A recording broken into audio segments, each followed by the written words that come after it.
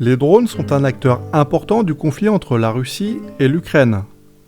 L'action au combat de ces machines revêt différentes formes. Ils sont aussi bien des combattants, des éclaireurs que des témoins. Dans ce contexte, la lutte anti-drone mobilise d'importantes ressources. Cet épisode propose un focus sur l'action anti-drone des Thor M2 et Strela 10.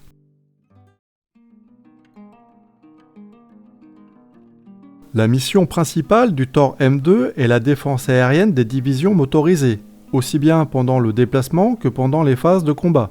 Il doit détruire les bombes aériennes guidées, les avions, les hélicoptères, les missiles de croisière et les aéronefs télépilotés.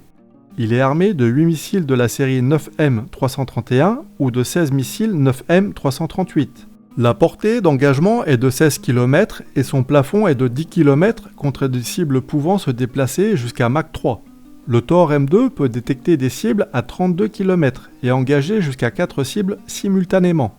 Le système Thor M2 est entré en service en Russie en 2012. La description de cette vidéo, publiée le 26 juin 2022, indique que le plus souvent, les missions consistent à lutter contre les véhicules aériens sans pilote, de petite taille mais aussi de grand type comme les Bayraktar. Le plus souvent, le Thor doit détecter des drones de reconnaissance de petite taille utilisés pour déterminer la position des troupes. Ces drones se déplacent à 45 km/h. Les drones d'1 mètre de longueur ou les quadricoptères constituent une grande menace. La description de la vidéo indique également que les positions sont régulièrement changées.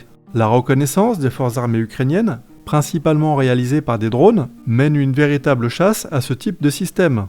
De nombreuses vidéos publiées sur les réseaux sociaux illustrent la destruction de systèmes anti-aériens russes par des drones ukrainiens. L'opération militaire russe s'est caractérisée au début par un ensemble de mouvements, par l'ouverture de plusieurs fronts de manière simultanée. En juin, l'amplitude des mouvements russes est moindre. Il serait intéressant, dans un prochain épisode, de pouvoir comparer les résultats du système dans ces différentes phases de combat.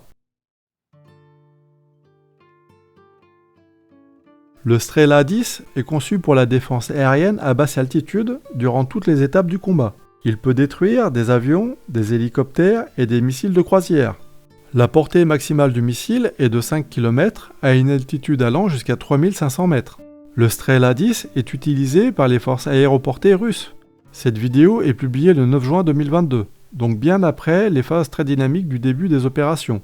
Le ministère de la Défense russe fait état de nombreux drones ukrainiens détruits.